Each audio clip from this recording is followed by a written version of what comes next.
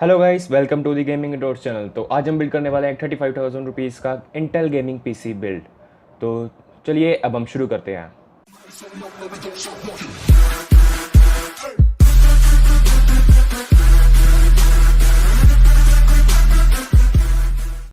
सबसे पहले हम बात करते हैं प्रोसेसर की, जो कि इस पूरे पीसी का एक मेन यूनिट होता है। तो हम यहाँ पे यूज़ कर रहे हैं Intel core i3 6100 6 generation processor, और जो कि सपोर्ट करता है LGA 1151 की सॉकेट को। और इसमें आपको मिलती है 3 MB कैच, 14 nm आर्किटेक्चर के ऊपर ये बेस्ड है, और इसके अंदर इनबिल्ट इंटेल HD 530 ग्राफिक्स।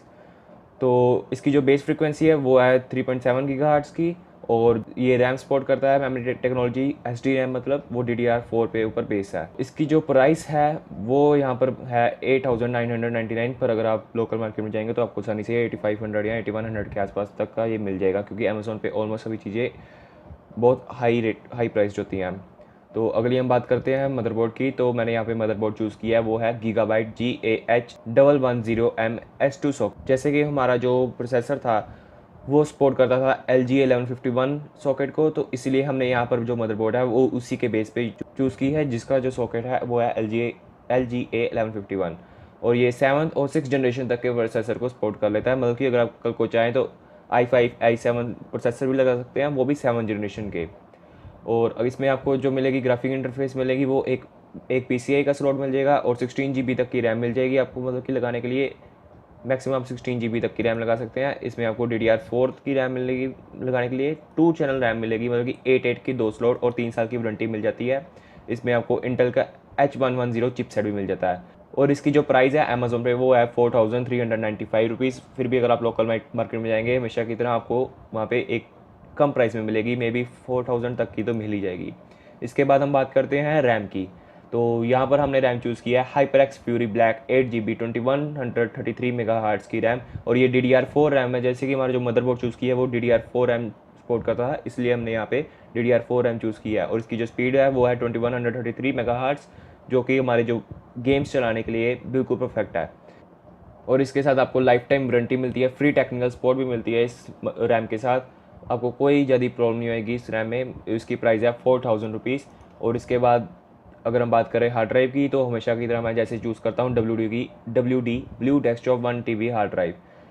ये हार्ड ड्राइव आपको 1 TB की मिलेगी। इसके अंदर 64 MB का बफर साइज़ है, और 7200 RPM पे ये रन करती है। बाय द वे मैं हमेशा यही कहता हूँ कि अगर आपको कोई गेमिंग पीसी बनाना है तो उसके अंदर हमेशा एक SSD जरूर लगाएं, चाहे ज़्यादा बड़ी नहीं, कोई 250 GB तक की भी SSD बहुत होती है। क्योंकि अगर आपको उसमें बस गेम इंस्टॉल कीजिए SSD में, और गेम इंस्टॉल करने के बाद वहीं से प्ले कीजिए, आपको बहुत ही बढ़िया गेम चलेगी। लोडिंग टाइम बहुत कम हो जाता है, और फ्रेम रेट्स में भी बहुत फ़र्क आता है SSD के साथ कंपेयरिंग टू द HDD। अब बात करते हैं हम PSU की। तो हमने यहाँ पे PSU जो चूज़ किया है वो है cooler master elite 460 power supply का PSU। मतलब कि ये 460 वॉट तक का PSU है, और ये 70% तक एफिशिएंट है।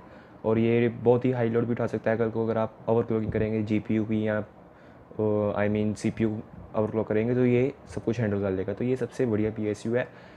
ये आपको बहुत ही कम प्राइस में मिल जाता है, ऑलमोस्ट 2500 के आसपास, और लोकल मार्केट में तो 2200 तक का मिल जाएगा ये आपको। इसके बाद अगर हम बात करें कैबिनेट की, तो हमने कैबिनेट में चूज़ किया है सर्कल की एपिक गेमिंग कैबिनेट। ये आपको स्टील ब्लैक बॉडी कलर में मिल जाएगी, और इसके साथ जो एक्सपेंशन स्लॉट है वो इनमें आपको मिल जाएंगे 7 एक्सटर्नल 3.5 इंच के ड्राइव बेस मिल जाएंगे, और 5.25 इंच के ड्राइव बेस मिल जाएंगे। इसमें आपको एक फ्रंट में 2.0 USB पोर्ट मिलेगा, और एक मिलेगा 3.0 का एक USB पोर्ट। इसमें आपको 2 फैन भी मिलेंगे, वो भी LED फैंस मिलेंगे, एक फ्रंट में और एक बैक में। इसमें आपको SSD के 3 स्लॉट भी मिल जाएंगे 2.5 के, और जो ग्राफिक कार्ड की लेंथ होगी वो 350 mm तक की मिल जाएगी। और ये सबसे बेस्ट CPU कैबिनेट है, जो कि आपको 2,795 रुपीज़ की मिल जाएगी अमेज़ोन के ऊपर। तो अब हम बात करने वाले हैं सबसे मेन कंपोनेंट की, जिसका नाम है GPU। और हमने यहाँ पे चूज़ किया है MSI का GTX GeForce 750 Ti gaming GPU। और इसमें आपको मिले ये 2 GB का GPU है, वीडियो कार्ड है। इसमें आपको 3 PCI के एक्सप्रेस स्लॉट्स मिल जाते हैं, और ये DDR5 सपोर्ट है। इसका जो प्राइस है वो है 11,000 रुपीज़, और ये आपको अमेज़ोन पे बहुत आसानी से मिल जाएगा। इसमें आपको जो चिपसेट मिला है वो NVIDIA का GeForce GTX 750 Ti का चिपसेट है। इसमें अपना ही एक सॉफ्टवेयर आता है, और उस सॉफ्टवेयर में आपको 3 कोर क्लॉक्स ऑप्शन मिल जाएंगी, मतलब कि एक ओवरक्लॉक मोड।